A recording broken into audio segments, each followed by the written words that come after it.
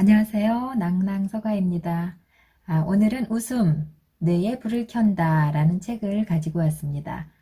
이 책은 이임선 지음, 출판은 샨티에서 했네요. 최고의 웃음 치료사 이임선의 21일 웃음 프로젝트 이렇게 부제가 달려 있고요. 이임선 작가님은 서울대학교 병원에서 30년간 간호사로 근무했고 암 환자를 위한 웃음 치료를 15년 넘게 진행해 오셨네요. 서울대학병원에서 국내 최초로 웃음 치료 전담 간호사로 활동했으며 대한웃음임상학회 초대 회장을 지내고 있으며 또한 명지대 사회교육대학원에서 유머와 웃음 치료학을 가르치신 분입니다. 이임선 작가님의 프롤로그를 먼저 보시겠고, 행복한 호르몬을 만들어요. 몸과 마음의 온도를 지켜요 라는 챕터를 낭독해 보겠습니다. 프롤로그. 뇌를 숨쉬게 하고 뇌에 불을 켜는 가장 좋은 방법이 웃음입니다. 웃음 교실에 오신 여러분 환영합니다. 이제부터 저와 함께 하루에 하나씩 웃음의 방법들을 배우면서 웃음의 세계로 천천히 여행을 떠나실 거예요. 하루에 하나가 부담스럽거나 아주 천천히 웃음이 몸에 배게 하고 싶다면 일주일에 하나씩 연습하셔도 좋습니다.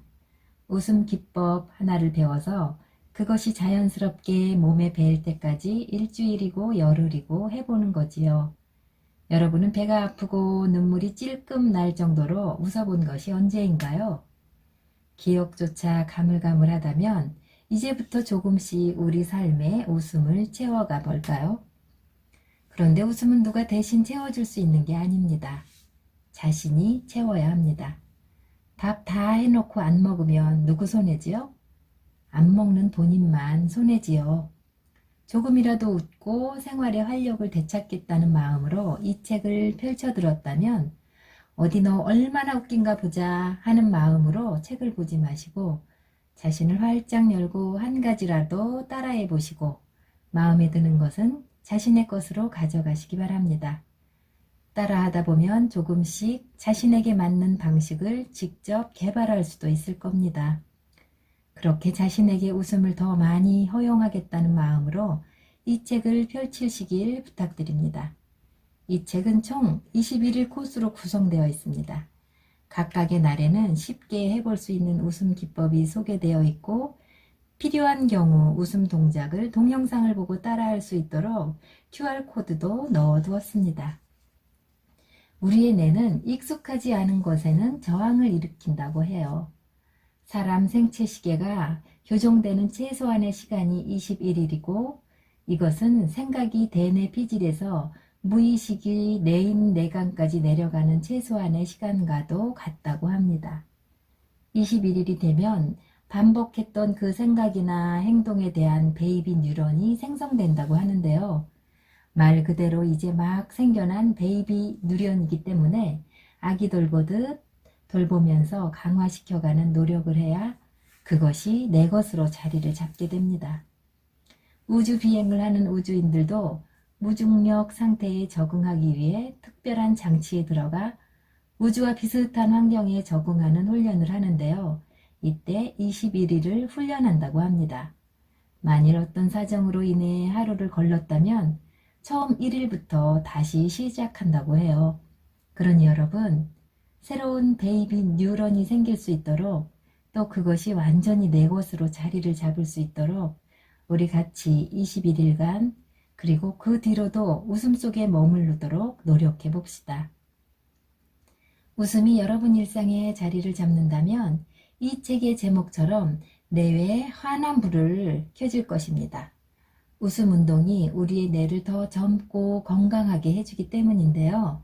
웃음은 위의 숨, 즉 머리가 숨 쉬는 것을 말합니다. 뇌에 숨을 쉴 때 더 건강해진다는 것은 두말할 필요가 없겠지요. 사람들은 웃을 일이 없다고 웃을 일이 있어야 웃지 라고 말합니다. 더구나 제가 근무했던 곳이 병원이다 보니 웃음이 얼마나 많으냐 부족하느냐 하고 물으면 다들 부족하다고 대답합니다. 그런데 가만히 생각해 보면 웃음을 잃고 살아서 병원에 온 게 된 게 아닌가 싶습니다. 그래서 저는 웃다 보면 퇴원도 빨리 하게 되리라 생각을 해요. 그러니 지금 이 책을 읽는 여러분이 병원에 계시다면 더 많이 웃어야 할 이유가 충분할 거고요. 다행히 병원에 있지 않다면 더 많이, 더 편하게 웃을 수 있으니 그 또한 행복하게 웃을 일이지요. 제가 30년간 환자들을 돌보고 15년간 웃음 치료를 하면서 확실하게 알게 된 하나는 입을 열고 항문을 조인 사람들은 오래 살고 반대로 입을 닫고 항문이 열린 사람은 건강이 악화되더라라는 사실입니다. 이 책에 수록된 웃음으로 삶이 바뀐 사람들의 다양한 사례가 이 사실을 더욱 분명하게 뒷받침해 주고 있습니다. 지금부터 여러분과 함께할 이 즐겁고 수상한 작업이 여러분의 숨소리를 바꾸어낼 것을 기대해 봅니다. 건강하고 행복한 사람은 자신의 숨소리가 크게 들리지 않거든요. 한숨과 신음소리 대신 웃음소리를 높이고 앓는 소리 대신 순간 감사를 터뜨려 보세요. 그러면 자연히 우리의 머리도 눈도 몸도 마치 불이 켜진 것처럼 반짝반짝해질 것입니다. 21일간의 웃음 프로젝트가 바로 스위치가 되어줄 것입니다. 자, 그럼 이제 시작해 볼까요? 행복 호르몬을 만들어요. 이시영 박사의 세로토닌 하라라는 책에 보면 우리 몸은 감정에 의해 움직이고 감정은 뇌에 의해 움직인다고 합니다. 세로토닌은 뇌에서 신경 전달 물질로 기능하는 화학 물질 중에 하나인데요. 이 물질이 부족하면 우울증이나 불안증 등이 생깁니다. 세로토닌 하라라는 말은 지금 당장 이 자리에서 마음껏 웃으라는 이야기라고도 볼 수 있는데요. 웃음으로 세로토닌을 분비하는 방법을 알려드리겠습니다. 첫째, 감동하고 감탄하세요. 작은 꽃 한 송이도 오늘 처음 본 사람처럼, 그리고 오늘이 그 꽃을 보는 마지막 날인 것처럼 사랑의 마음으로 보고 그 아름다움과 경이로움에 감동하고 감탄하세요. 꽃 한 송이에게 그럴 수 있다면 나와 마주친 사람을 대할 땐 더한 감동과 감사로 대할 수 있지 않을까요? 둘째, 많이 웃으세요. 웃음도 연습이고 습관입니다. 웃음이 나는 상황에서는 더 크게 웃고 그렇지 않을 때에도 살짝 미소를 지어보세요. 웃는 일이 점점 많아진답니다. 셋째, 많이 씹으세요. 과거엔 사람들이 거친 음식을 주로 먹었기 때문에 한 끼에 600에서 1000번 이상 씹었다지만 요즘 사람들은 200번 미만의 저작 운동을 한다고 합니다. 껌을 씹으면 5분 후부터 세로토닌이 분비된다고 하는데 왜 야구 선수들이 껌을 씹는지 이해가 되지요. 넷째, 자주 걸으세요. 걷기 시작한 뒤로 5분 뒤면 세로토닌이 분비됩니다. 15에서 30분 정도가 되었을 때 정점에 도달하고요. 피곤해지면 젖산이 쌓이고 젖산은 세로토닌의 분비를 감소시키니 살짝 땀이 날 정도로 자주 걷는 게 좋습니다. 다섯째, 깊이 숨을 쉬세요. 크게 웃을 때와 계단 오르기를 할 때 가장 깊이 호흡을 하게 되는데요. 이런 깊은 호흡도 세로토닌을 분비시키는 데 도움이 됩니다. 그 외에도 자세를 바로 하고 자연을 즐기고 명상을 하는 것도 도움이 됩니다. 특히 앞쪽 뇌가 건강하면 웃음이 나오고 또 웃음이 나와야 건강해지는데 앞쪽 뇌를 건강하게 하는 방법으로는 좋은 말을 많이 하는 것, 좋은 생각을 많이 하는 것, 기분 좋은 행동을 반복하는 것 등이 있습니다.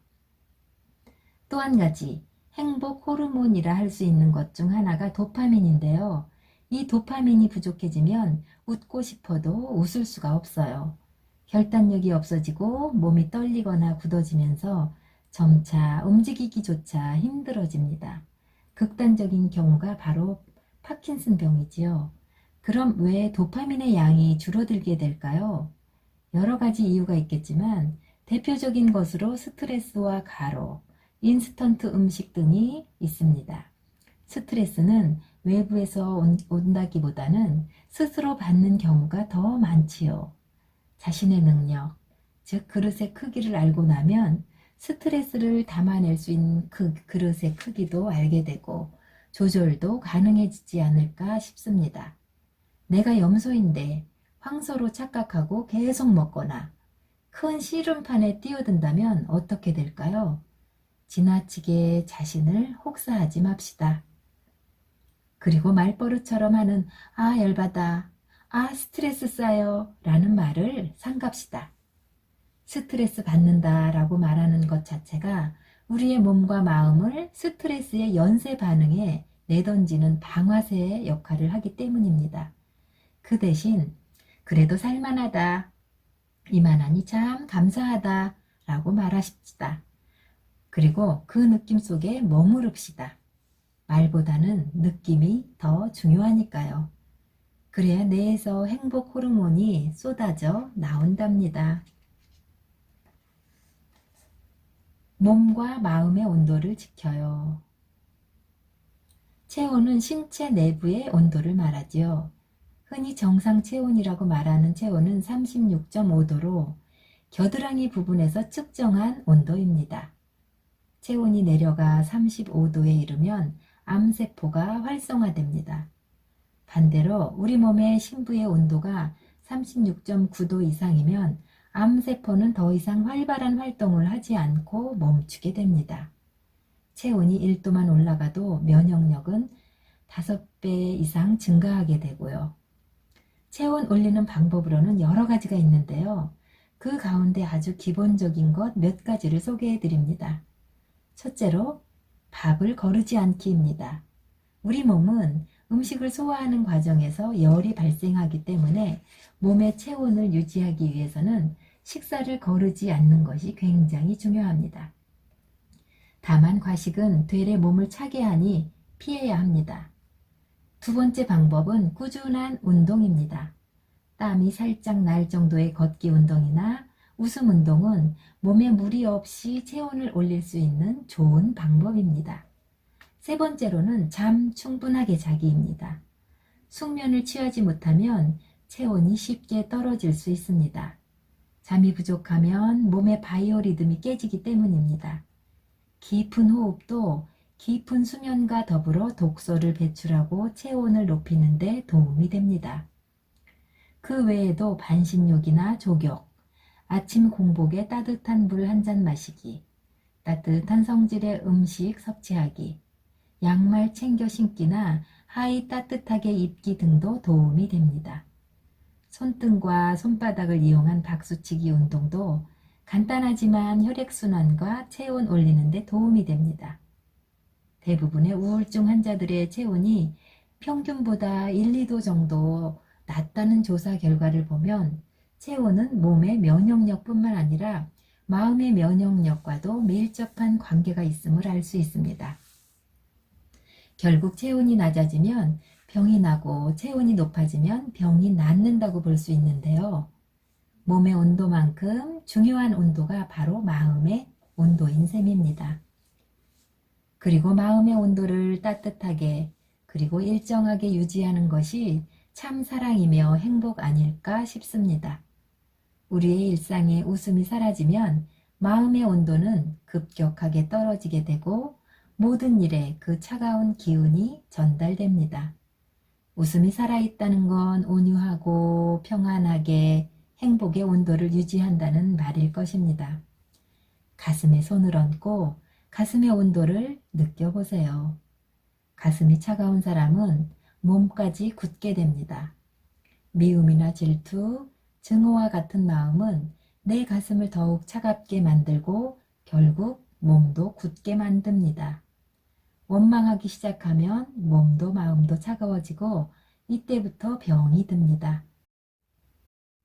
가슴 온도가 따끈따끈해질 때까지 웃어봅시다. 이상 최고의 웃음 치료사 이임선의 21일 웃음 프로젝트 웃음 뇌에 불을 켠다 중에서 이임선 작가의 프롤로그 행복 호르몬을 만들어요. 몸과 마음의 온도를 지켜요 라는 챕터를 낭독해 보았습니다. 여러분도 웃음 내 불을 켠다 책을 소장하셔서 우리가 웃으면서 행복하게 살 수 있는 방법을 하나씩 배워주시기 바랍니다. 이상 나에게 낭독이었습니다. 감사합니다.